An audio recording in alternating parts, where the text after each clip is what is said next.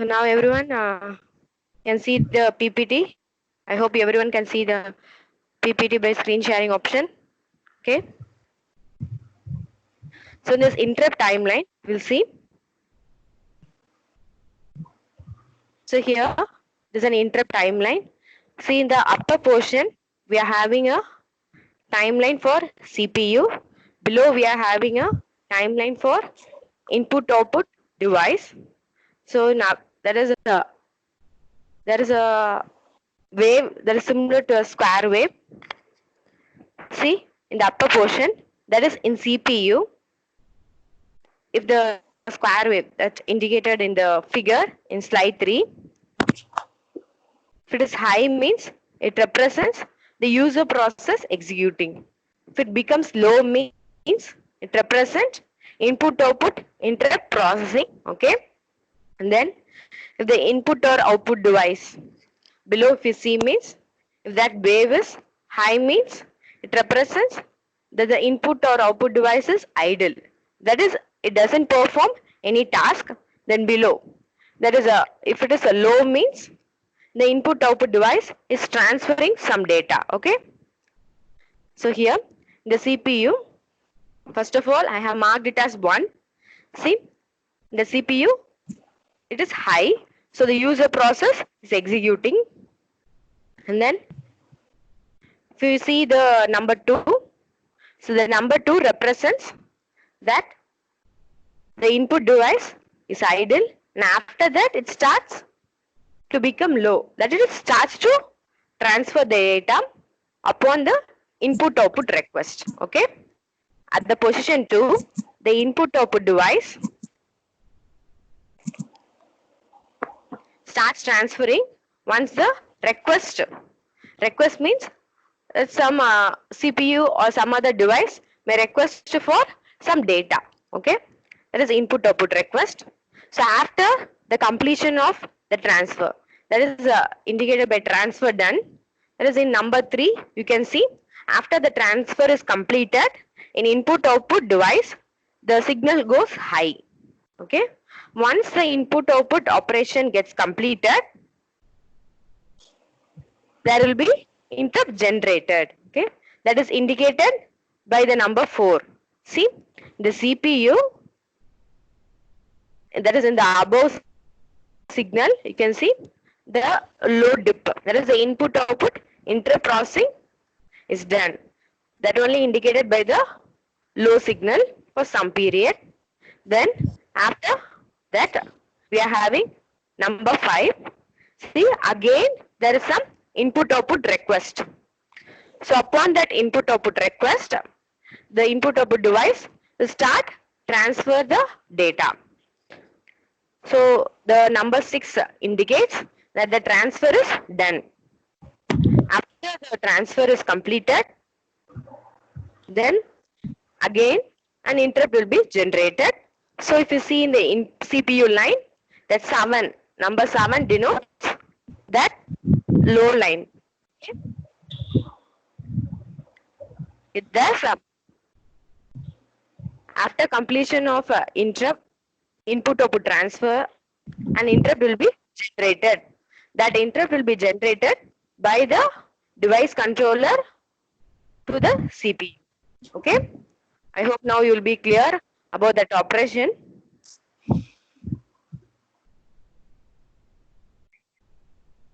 Ma'am, please repeat it once more, ma'am.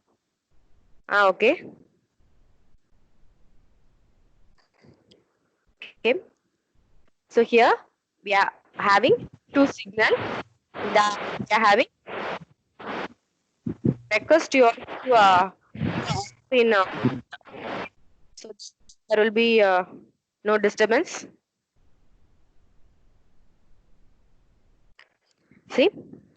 See here we are having CPU timeline as well as input output device timeline. In CPU, the high line denotes user process executing. That is normal program execution is done in the CPU. When it goes low, it represents an interrupt is generated. That is input output interrupt processing. Because here we have seen the interrupt is generated after the completion of input-output operation. So we have considered here as input-output interrupt processing. Okay. So below, if you see the signal in the below, it denotes for input-output device. That high line denotes the input-output device is idle. Idle means it doesn't do any transfer operation and it is idle. If it is low means the input-output device is transferring some data. Okay. So now we will see the timeline. That number 1 denotes that the CPU is doing the normal program execution. That is, user process is executing. That is, user is doing some operation and all those process are executing. That is indicated by number 1.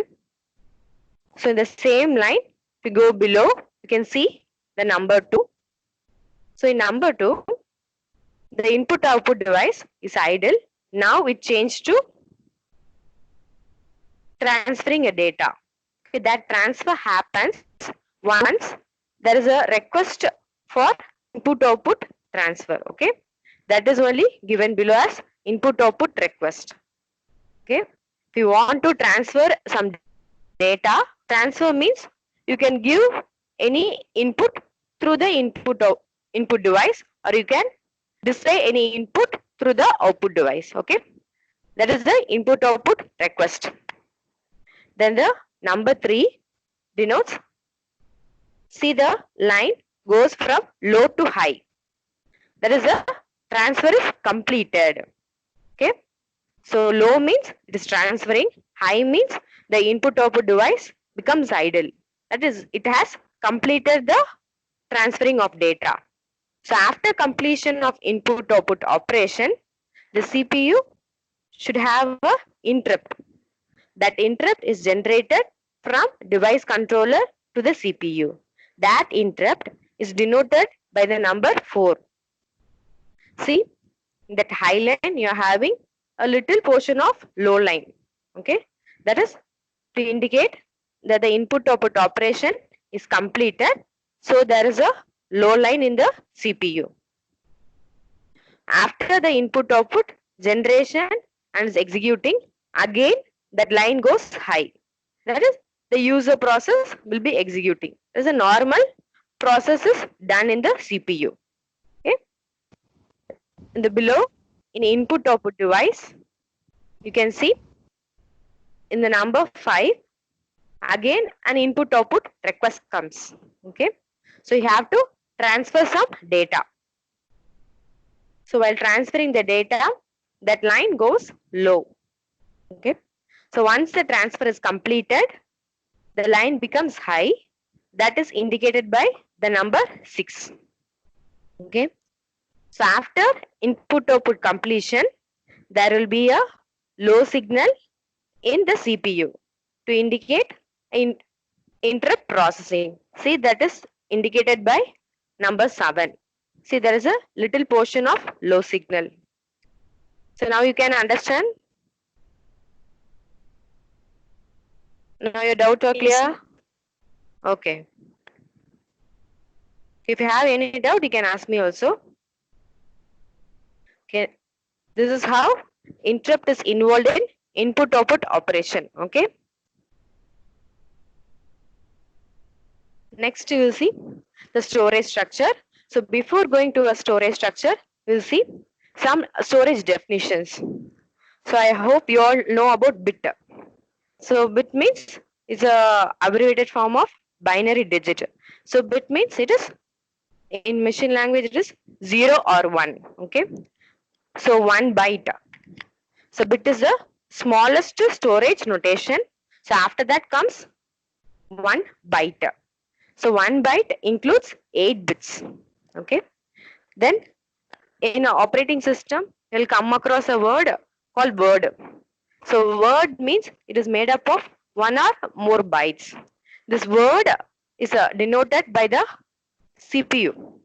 That is, I hope you all have purchased your laptop by saying it as 32-bit processor, 64-bit processor. Okay, I hope you all know.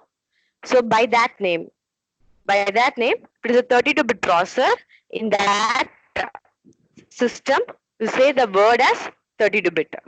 So if it is a 64-bit processor, in that we'll be saying it as 64-bit. So normally, word will be of 32-bit or 64-bit. Okay. Next, below some notation, there is 1 kilobyte. 1 kilobyte is equivalent to 1024 byte.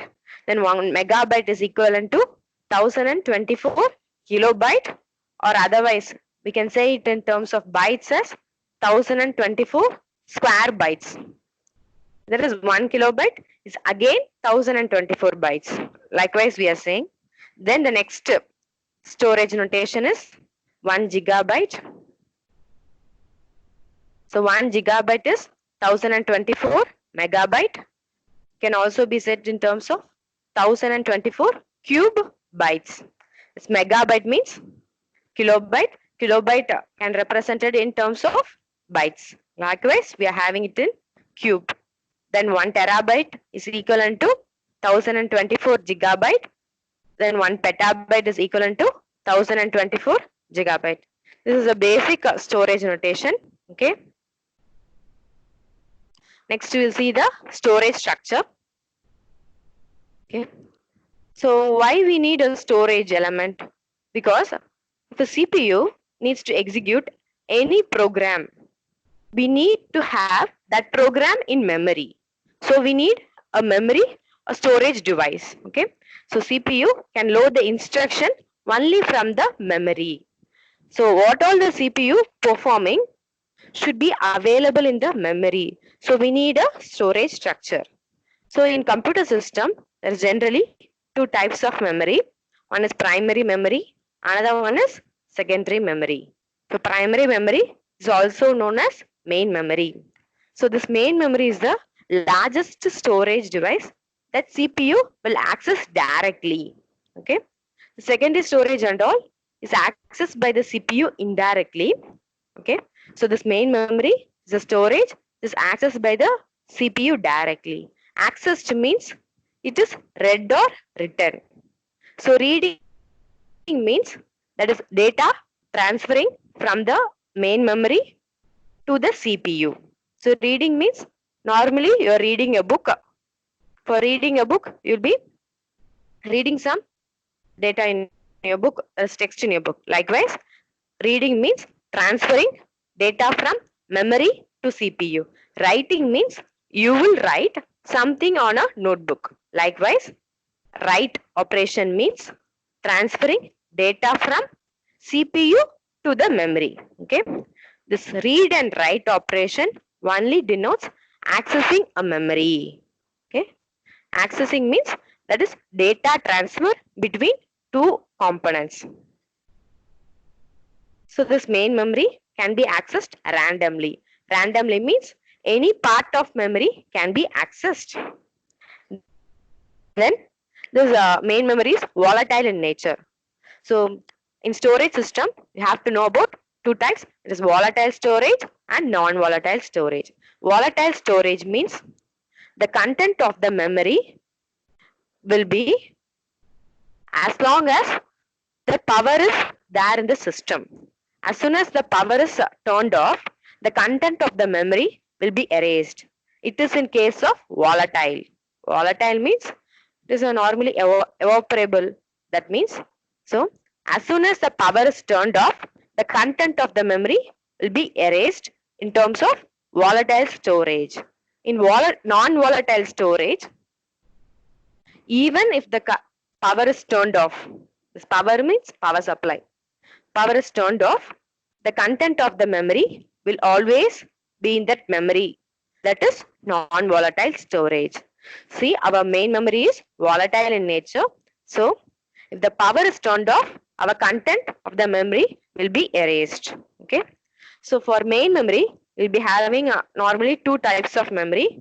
One is RAM, another one is DRAM. RAM is random access memory. DRAM is dynamic random access memory. Okay. So this RAM and DRAM are volatile in nature. So in DRAM, we'll be having some refreshing logic. So that is a refreshing circuit to hold the content of the memory. That is, even when the power is turned off, for some duration, this DRAM can hold the content of the memory. For that, it includes a refreshing circuit. That refreshing circuit is made up of some capacitor. Okay. So that is the difference between RAM and DRAM. In the RAM, when the power is turned off, the content will erased. In DRAM, even when the power is turned off, for few time period, there will be the content will reside in the memory by means of a refreshing circuit. Okay. So next, so there is some other form of memory also, that is read-only memory. So this random access memory can be read as well as can be read and written means we can also change the content of the memory. We can also read, that is we can also get the content of the memory. In this read-only memory, the content can't be changed. It can be only read. That is the content from the ROM only can be obtained. We can't write any data into the ROM memory. But in case of RAM, we can read as well as write the memory. Okay, we are also having one more memory, that is electrically erasable programmable read-only memory. This type of ROM can be erased by using some electricity or some UV radiations. Okay, but it can't be used frequently, and it also takes little effort for erasing the content of the memory. So these are the types of memory. So this ROM and EEPROM and all will be used for storing some static programs. Static program means, for example, you all know about Bootstrap program. So Bootstrap program is a program which should be loaded into the memory at the time of turning on your system. So this Bootstrap program is a static program which shouldn't be changed at all. Okay. So that type of memory, that type of program will be stored in ROM. So the content shouldn't be changed. That will be stored in ROM. This EEPROM. It can also be said as E2PROM. It is used in smartphones for storing factory installed applications.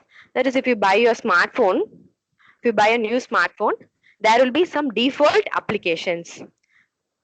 That all those applications will be stored in this E2PROM. Okay.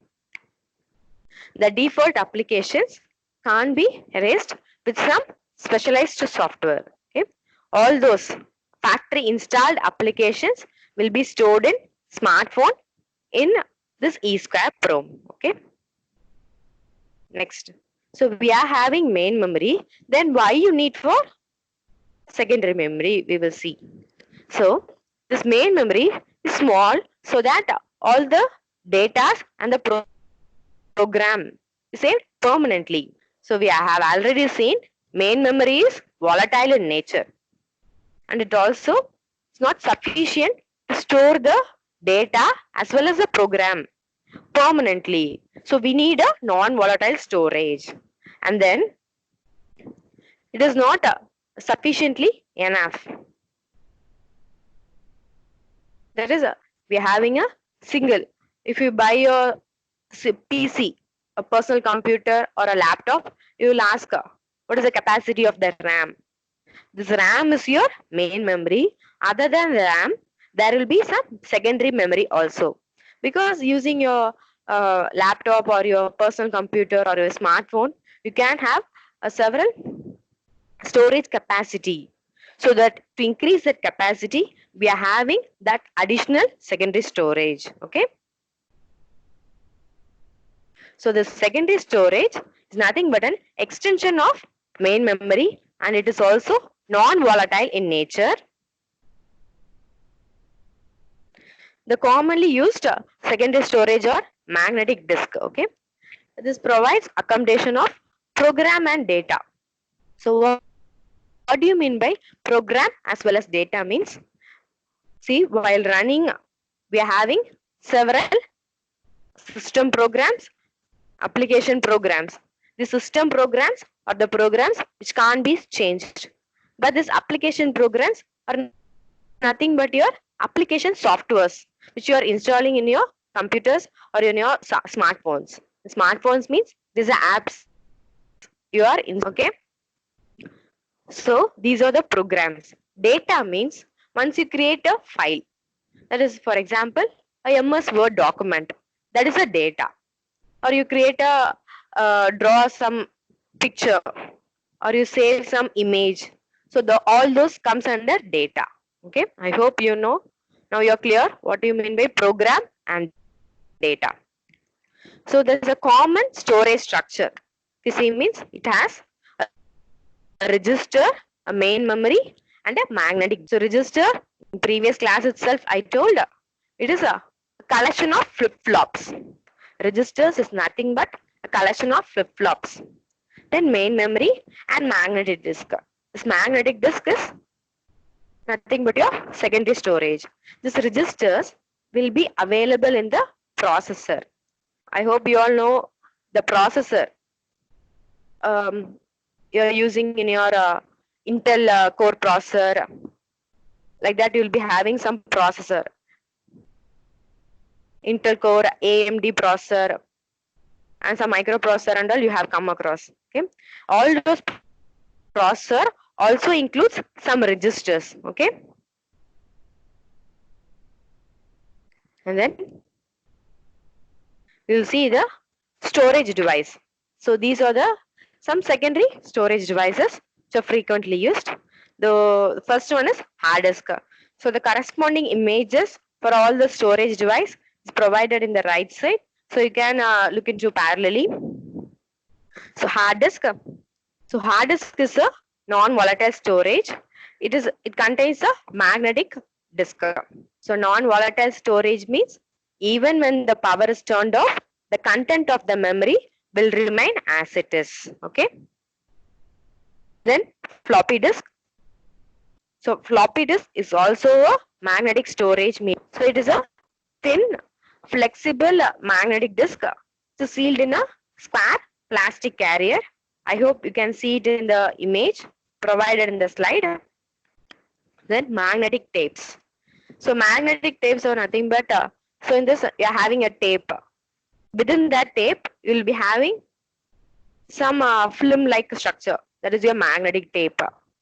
So these are used in ancient days. Okay. Next, optical disc. So optical disc are nothing but your CDs and DVDs. So it is a portable secondary storage. Then solid state disk. So solid state disk means it can be of different forms. So we'll see one form for an example. So one form of solid state disk, if you see, means a solid state disk can have a DRAM. DRAM means dynamic RAM for normal operation, and a hidden magnetic hard disk and a battery backup. Okay. So now I'm saying a form of solid state disk that consists of a DRAM, this dynamic RAM for normal operation. That is when the power is turned off, the solid state disk uses dynamic RAM for storing. When the power is turned off, what this solid state disk do means it will move the content of DRAM to the hidden hard disk available within the disk storage. So once the power is turned off, the content of DRAM will be vanishing slowly. So to retain the content for a small duration of time, we are using a battery power supply for backup power. Okay. So using that battery backup, the content of dynamic RAM is copied to the hidden magnetic hard disk available in the solid state disk. Thus, even when the power is turned off, the content of the memory will remain as it is. Okay. So I have told a form of solid state disk that it contains a DRAM, that is dynamic RAM, for normal operation. That is when the power remains. When the power is turned off, we'll be using a battery backup power for transferring the content of DRAM to the hidden magnetic hard disk within the solid state device. Okay. Like this, the solid state device be a non-volatile storage. Then flash memory. Nowadays we are using flash memory commonly. In our pen drives and all, we'll be having flash memory. See in the slide number 8 itself, below we are having a pen drive which is opened, the top port is opened. See in the left side chip is a flash memory which we are using in our pen drive. Flash memory only is nowadays available in digital camera, personal digital assistant, in some smartphones, in robots and all, you are using flash memory. So this flash memory is also non-volatile storage. In flash memory, it is easy for erasing bulk data and for writing bulk data. So in pen drive and all is easy storage device. You can also copy something. You can also copy and you can also delete some content in your flash memory. Okay. Then comes cache memory. This cache memory is the high speed memory. Okay. So because of its high speed, this cache memory is always used between the CPU and the main memory. That is a RAM memory. That is a frequently used data by the CPU is placed in the cache memory. This cache memory will be located near to your CPU. The CPU is nothing but your processor. Okay. This cache memory will be available closer to the CPU so that frequently used data can be obtained from the cache memory at a high speed. The next is NVRAM. NVRAM is non-volatile RAM. You all know RAM, that is random access memory, is volatile in nature. So there is a type of RAM which is non-volatile, that is NVRAM. We are having these type of storage devices. This is from ancient days to till now. We are having these types of storage devices. Next we will see the storage device hierarchy. See, in this hierarchy, several storage devices are arranged. That is from the top we are having registers, cache memory, main memory, solid state disk, hard disk, magnetic disk. So among these memory,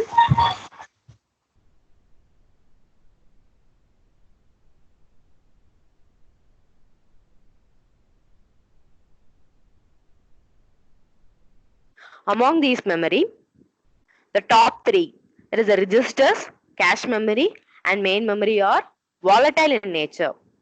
That is, when the power is turned off, the content of all those memory will be erased. So below, all are non-volatile in nature.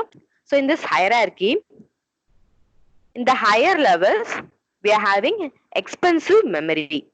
The higher level memory are expensive in nature. That is, while going from top to bottom, the cost per bit increases. So nowadays we will purchase a memory. For example, if we purchase a pen drive, we will say it as 4 GB pen drive or 8 GB pen drive. That is in terms of bytes, gigabytes, like that. That is a primary unit is bit. Okay. So only we have indicated here. So while going from bottom to top in this hierarchy, the cost per bit will be increasing, as well as from going top to bottom, the access time decreases. So or vice versa, we can say, while going from bottom to top, the access time increases. That is, the top level memory in this hierarchy are costly, as well as it has highest access time. Access time means there is a, if you are using a pen drive, you'll be copying some data. You'll be transferring some data between the pen drive. That is, you'll be sending some files to the pen drive, or you'll be moving some file from that pen drive to your system. That is accessing. That is your reading or writing. Okay. That access time will be for the memories which are in the top levels. Okay. So if you want the access time to be high, the cost will also be high. If you want a low cost memory, then the access time will also be low. This is the storage device hierarchy.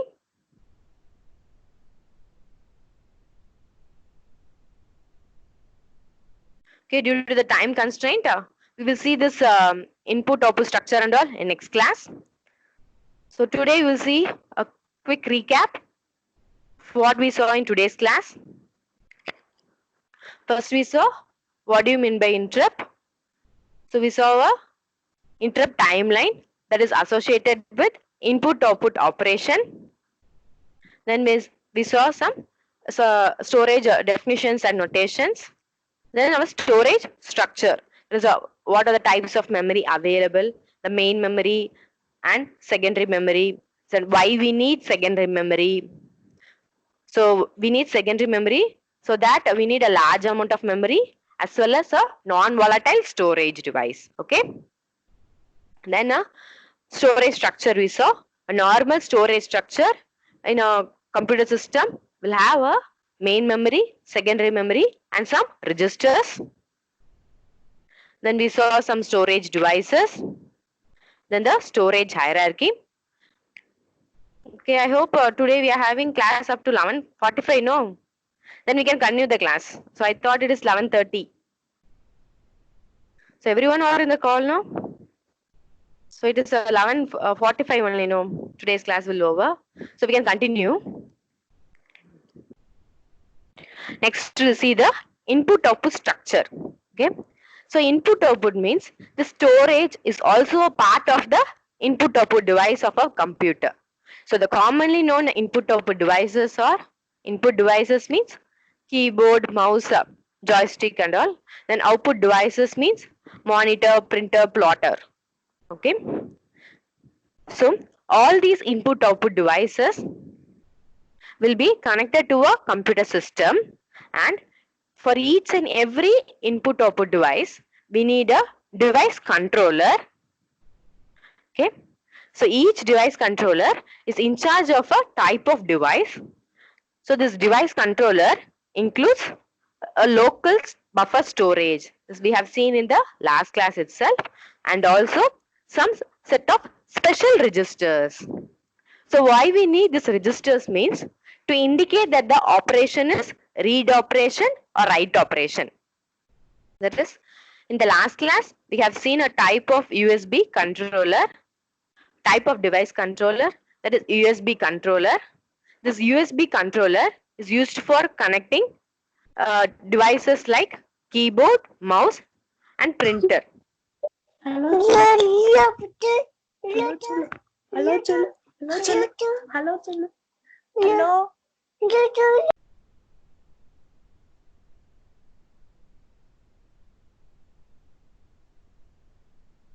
Okay, so if you see the USB controller, it is used for connecting some devices like mouse, keyboard and printer.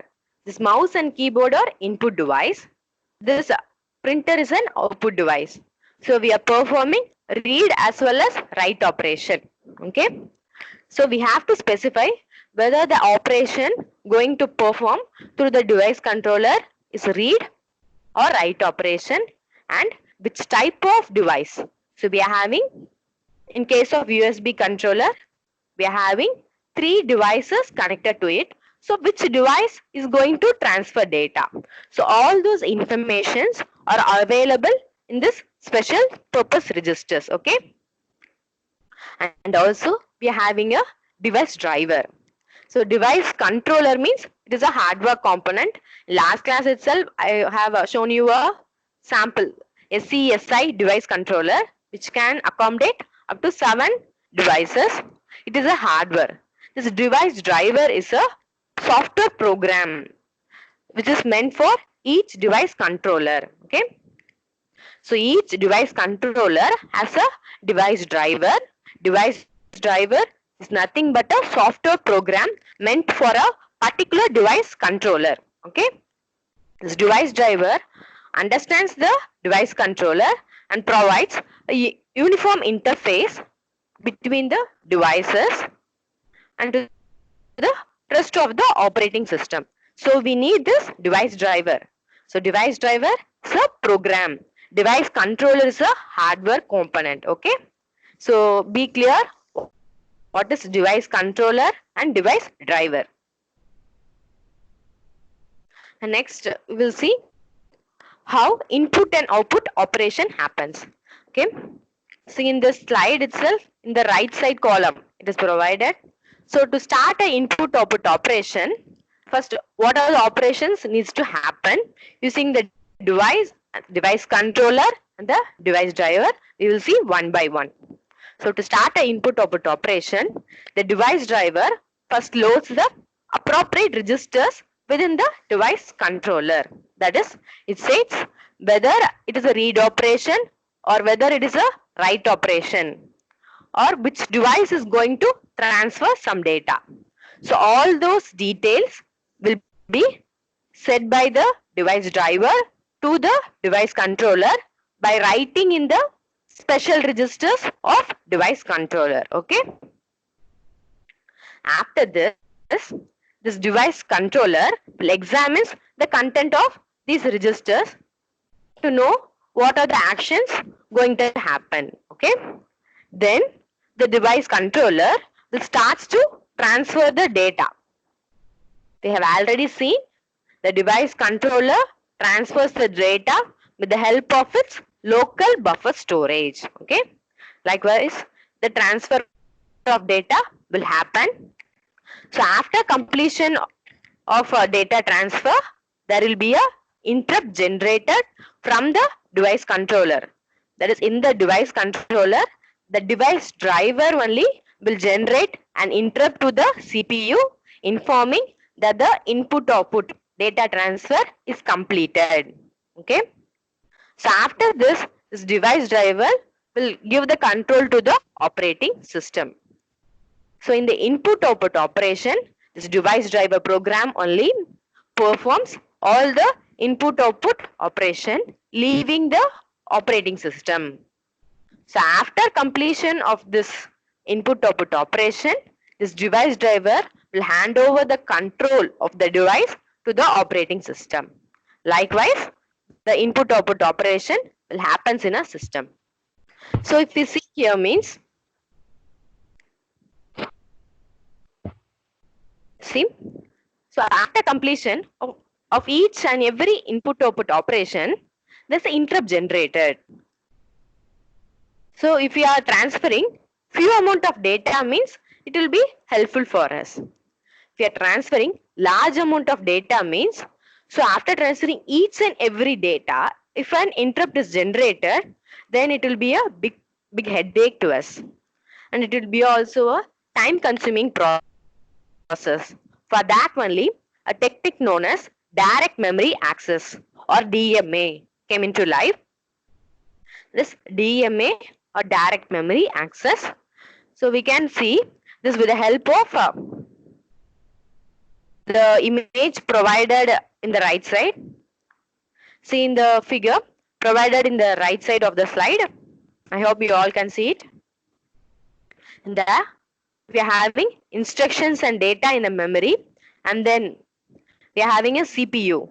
In CPU, we are having thread of execution. Thread of execution is nothing but task for execution. So in the CPU itself, we are having cache memory. See, this cache memory is available closer to the CPU. So below, there's a star-like structure. This star-like structure represents a device.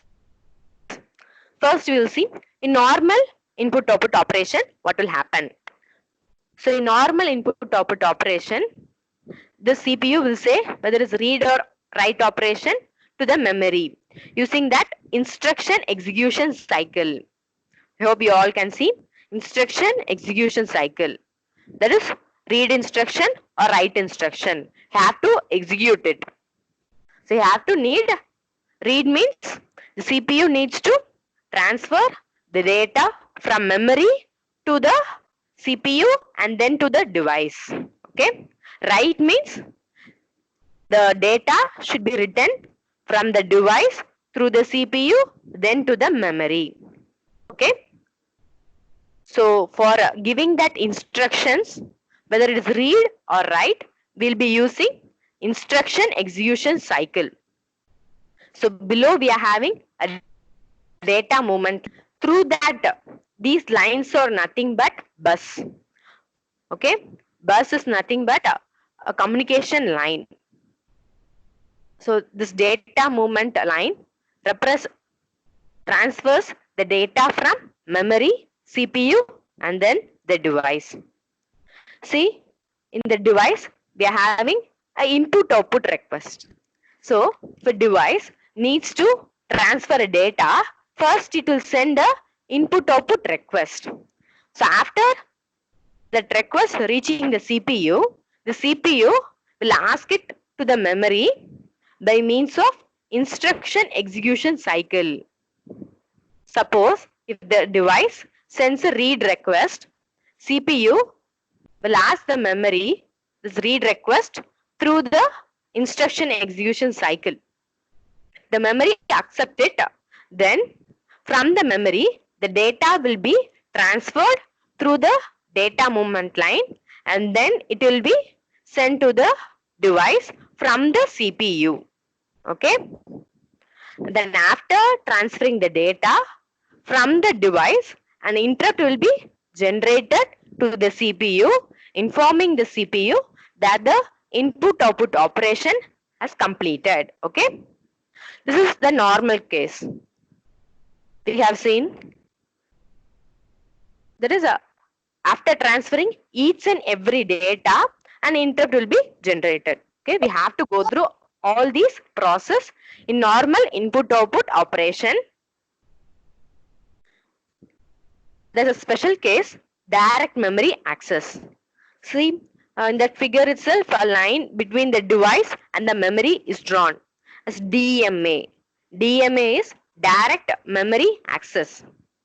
Okay. This direct memory access is done between the device and the memory. So in this case, direct memory access, the device will send a direct memory access to the CPU. Okay. If the CPU accepts the direct memory access, an acknowledgement to the device will be sent. After that, this device and the memory will be accessed directly without the intervention of CPU. So without involving CPU in input-output operation process, the device and the memory will be accessed directly. That is, some data can be transferred from memory to the device directly and the data can also be transferred from the device to the memory directly without intervention of CPU in case of direct memory access. Okay. So this is a special case. This direct memory access is a time consuming process. But nowadays they are using switching network. Okay. First of all, after completion of each and every input-output operation, an interrupt was generated. Then comes direct memory access. But now they are using switching between devices. The switching between devices you'll be seeing in your computer network subject. Okay. Just know. Now in modern days they are using switching concept. Okay. So these are the working of input and output operation.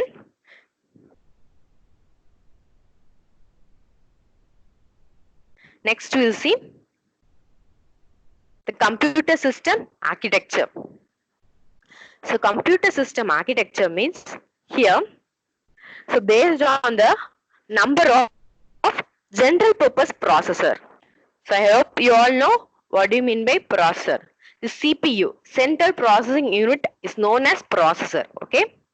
So if you buy a laptop, you say it is a Intel Core processor, AMD processor, and all. That is processor. Okay. Say buy it as 32-bit processor, 64-bit processor. I hope you know somewhat. You know what do you mean by processor. Okay. So based upon the number of general purpose processor. General purpose processor means that processor is used for all the process of a computer system. That is general purpose processor. Okay. So depending upon the number of processor in our computer system, we can classify the computer. அப்புறம் யாரை பிடிக்கிறது?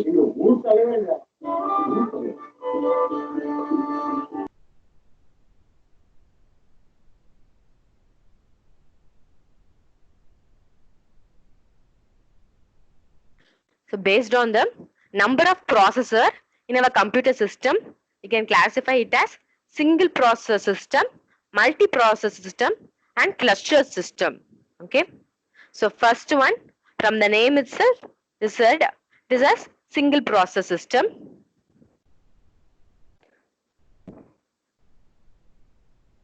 So we'll see about single processor system. The single processor system includes only one general purpose processor. Okay. There's only one CPU is available within that computer system for performing all the operations. But other than this single general purpose processor, we may have some special purpose processor. Special purpose processor means like some device specific processor. In some cases, there will be a process for a specific type of device. That is for a efficient operation of a keyboard or mouse or a monitor, will be having a specific device specific processor. Okay. That processor only performs operation of a particular type of device. It doesn't perform the overall operation of the computer. Okay. That is device specific processor. Okay. So in single processor system, other than a single general purpose processor. General purpose processor means from the name itself we can say this processor is meant for all the computer operation. Okay. That is for performing all the tasks given by the user. For that we'll be using general purpose processor. Other than general purpose processor, we'll be having some special purpose processor that can be device specific processor. Okay. So this is single purpose processor. Sorry, single processor system. There is only one processor. Okay. Rest we'll see in the next class. Time's up.